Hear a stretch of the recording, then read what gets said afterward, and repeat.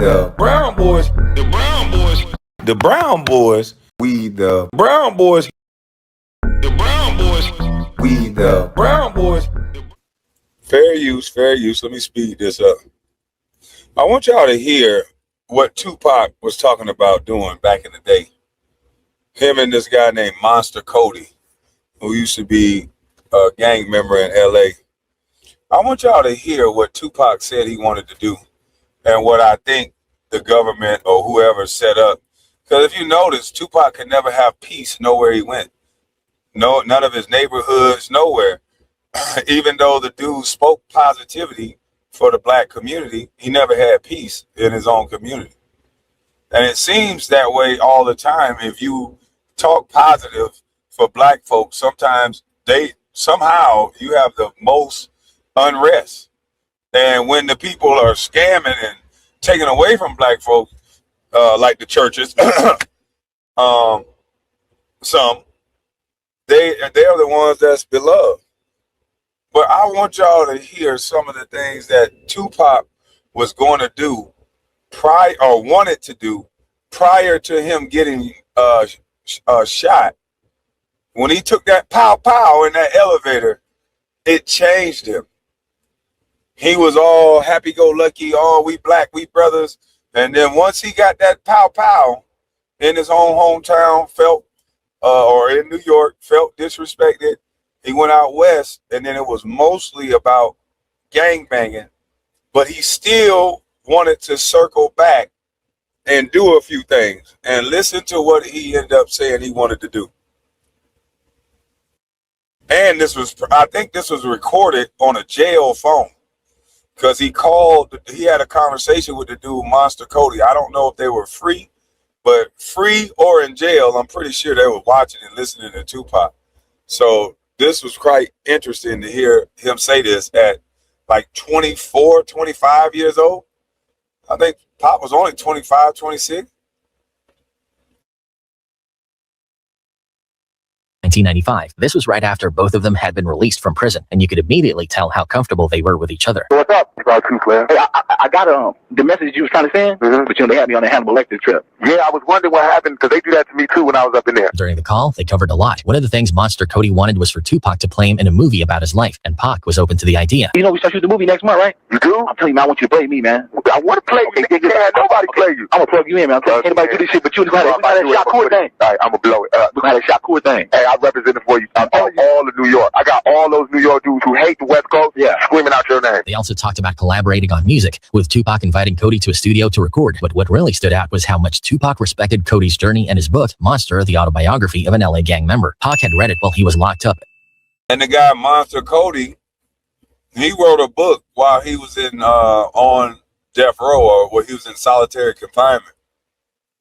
I think he spent years in solitary confinement, and he ended up writing this book. And then Pac read the book, and that's how they instantly had that connection. But watch this next part, what Pac tell him that he wanted to do for the youth. How did Tupac have this type of mind at such an early age? Most 24, 25-year-olds don't give a good hoot about their community. Pop and this is why I think they changed up the lyrics and all these other stuff, because you have to have a level of youth in order to create change. So that's why they took our youth and they made them, they don't have a revolutionary mind. They still have that unalive in spirit, but they just turned it towards each other. Pop still had some sort of pride in black, pride in seeing us do well, even though he was doing wrong. And he got worse when he got hit up in that elevator. But he wasn't an all-around bad dude. He ended up having to protect himself. He ended up reacting probably to some things he shouldn't have reacted to. But all in all, he was trying to help people. Nipsey Hussle, trying to help people. But watch what he say to Monster Kody, and you already know the people that I'm talking about. And how you doing, Gems Eye View? Good to see you. But as you can see, Well, as you guys are going to hear, you already know what they do to black men that have a revolutionary mind. I mean, in the past, well, not too long ago, which probably could still happen. But I want y'all to listen to this. And was blown away by it. At one point, he recalled a moment when someone pulled a gun on him, and in that split second, his mind flashed back to Cody's book, where Cody described a similar experience in vivid detail. That moment hit Pac hard because he could relate to it on a deep level. But when I pulled the pictures out, I swear on everything I love. First thing I thought about was reading in your book when you was talking about how you felt when them niggas drew down on you. Ain't that cool? Exactly how I felt. The setup, the shit you were talking about, the shit, how you just look up and the nigga be like, boom. But the most important part of their conversation wasn't about movies or music. It was about change. Tupac had a whole plan laid out to uplift black communities, and he wanted Cody to be a part of it. His vision was to create Okay, I was premature. This is the part. Tupac's plan for the hood. a youth league with football, basketball, and softball teams for boys and girls, where each team would be sponsored by a different rapper. It's like where we start like this youth league, right? Like football league, basketball, football, softball, for girls and boys. I'm gonna get all the rappers to adopt the team. The rappers would put up the money to fund the teams, while local churches would sell food during the games, and men from the community would handle security. The goal was to build a sense of unity and positive energy within the neighborhoods, and it didn't stop there. Tupac wanted to take things even further by organizing weekend block parties where big-name rappers would perform. These wouldn't just be parties. They would be strategic gatherings to bring people together and mobilize them for real change. Then on the weekends, we have block parties. All right. Every rapper got to get up. Every rapper, nigga, if you got a record out, you got to get up for us. You got to come to a free show for the hood. Once they had the numbers, they would register voters and take their demands directly to the mayors of different cities. The message would be clear. We have the people, we have the numbers, and we need things to change in our communities. If you don't address these issues, you don't get our votes. And then when we do that, we register the voters. And if we can register them for Democrats, Republican, or Independent, then we start going up to the mayors of these cities and telling them, look, we got this many voters in this city. We want you to do this. We want a community center. We start hitting up Nike for the free clothes, the computer stores for the free computers for each community center. Pac's plan even And I think that's the part that got Tupac in trouble. It seems like every black man that has power like Tupac had, that can organize people, because people would have listened. I got some friends that cried when Tupac died. They didn't know nothing about Tupac other than his music. So if Tupac would have told them to go vote Republican, they would have voted Republican. If Tupac would have told them, we're going to vote as an independent, we're going to hold our vote until they do X, Y, Z, they would have done what Tupac asked. He had the streets. I never heard this before, but Tupac, a lot of these guys are still doing the things that Tupac was talking about doing back in 96, 95, 96. Now you see a lot of these gangsters and these gang members, and they have football leagues and they have all this stuff now, but Tupac was talking about this back in the 90s. That's crazy. He's talking about getting computers in the hood as a rapper. What rapper we got right now talking about getting computers in the hood? What rapper we got right now that can speak with clarity, that's not drugged out, that could ever think about organizing to even focus on something like a vote? Which one of them not afraid to even say something like that? Because if you make black people independent to where they're sitting and watching policy, and not if they're gay or straight or a woman or black or following only my agenda, if you just focus on the policies that affect us all, I don't think they're like that.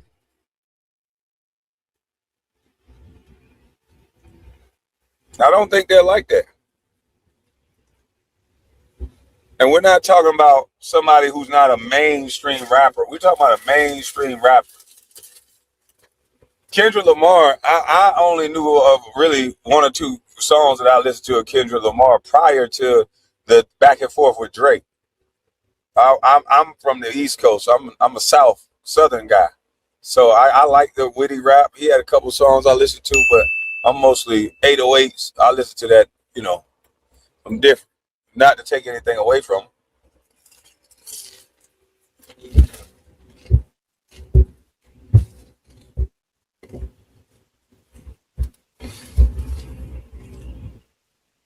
But I want to go back some so y'all can hear all of the stuff that Tupac wanted to do.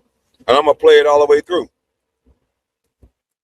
It ain't just the football leagues. He touched in on that voting, which, man, that's powerful to hear a 20-something-year-old talk like that. And I wonder what our 20-year-olds would talk like if he was still around. If you got to wreck it out, you got to get up for us. You got to. Oh, and he said rappers would have to come back to the hood and do free shows. Free shows. You know, you made it off the hood. Come back and give it up to the hood. At Block Boy, every rapper got to get up. Every rapper, nigga, if you got to wreck it out, you got to get up for us. You got to come to a free show for the hood. Once they had the numbers, they would register voters and take their demands directly to the mayors of different cities. The message would be clear. We have the people, we have the numbers, and we need things to change in our communities. If you don't address these issues... Holy shit. He said take them to the mayors of each city. So he wasn't even talking about on the national level. Do you know how powerful that would have been if Tupac could have been able to organize and get people across the country to focus on the local elections and organizing the local elections with a real agenda and not just paint the city black, but let's paint the city with people in here that's going to actually get the federal funding and use it towards the infrastructure and the people and the kids. Can you imagine how crazy that would have been? We wouldn't be begging for shit right now. We wouldn't need no reparations because we would have controlled the money in each city from the government. That would have been your reparations right there. We control the city. Because trust me, other nationalities like them goddamn Somalis, they getting their reparation right now, and they ain't even from here. They coming over here setting up daycares, and they getting goddamn reparations, boy. Lord have mercy. I don't give a damn what you call it. We getting too caught up in name calling shit. Let's control these cities like that's what we should have been doing. Not with no negative shit, with a positive outcome.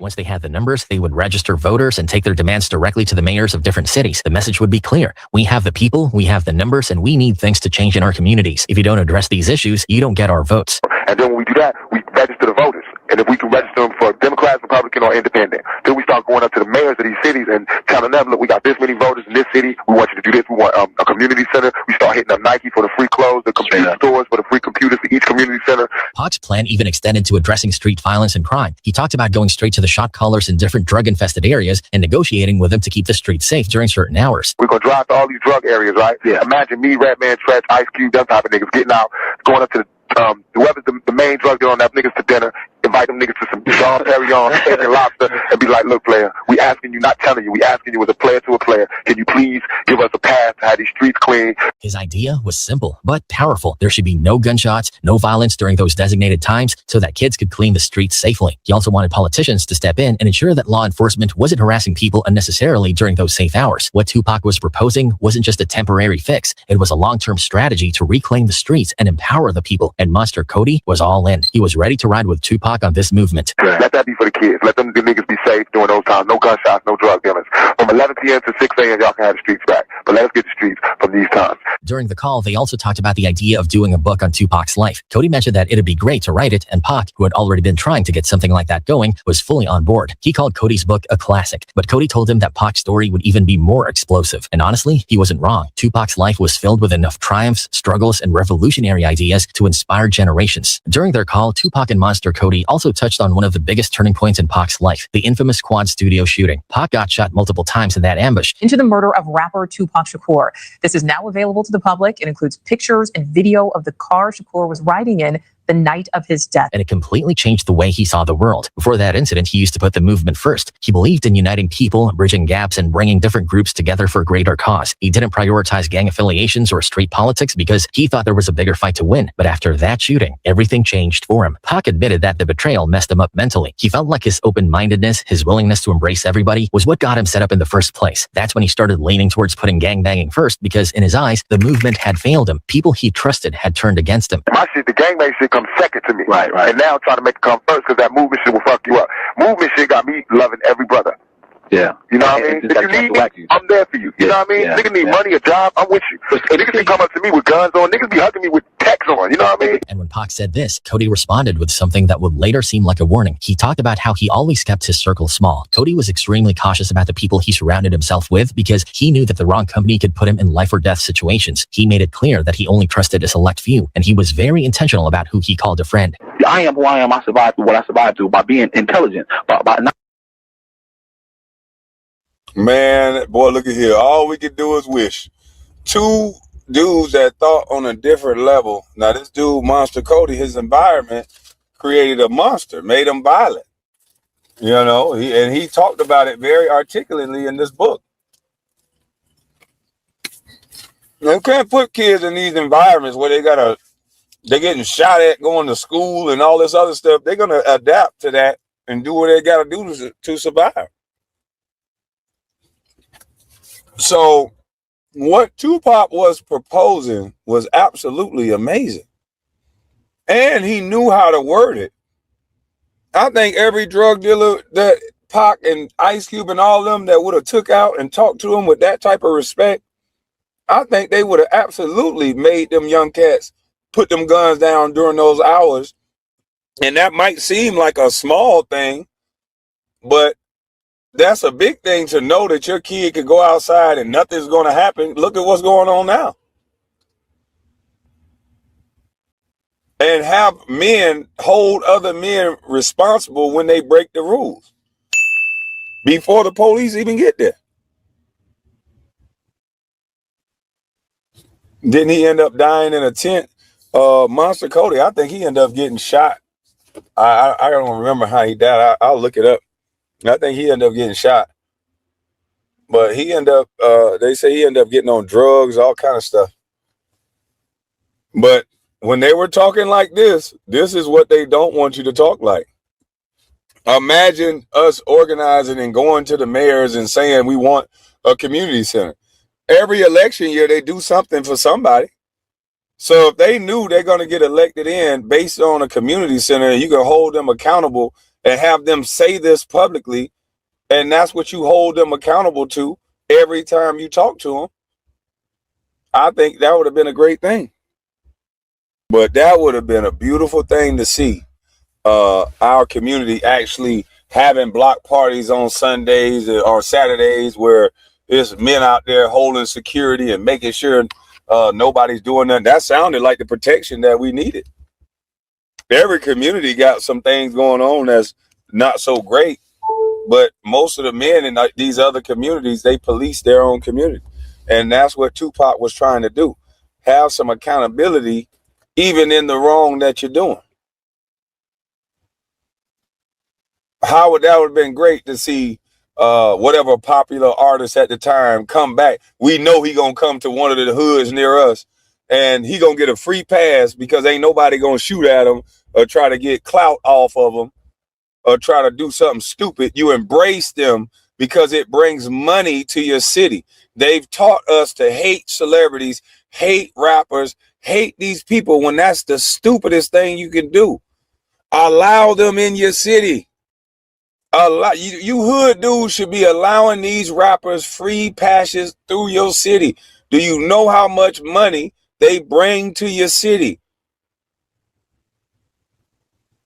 Do you know how much it boosts the economy in your city to be able to have concerts safely, to be able to have sporting events safely? You don't want to see what it looked like if they remove the stadiums. But yeah, these guys were going to have men hold other men accountable. And that's what we're missing. We don't have people holding these guys accountable. These young fellas are shooting, blowing up the streets, and can't nobody do nothing about it because they've gotten so out of control, they'll turn that thing on you. And that's what's sad. But that's crazy that Tupac was thinking like this back then. And now what they've turned the rappers into, oh my goodness. What they've turned these rappers into now? God, that's a shame.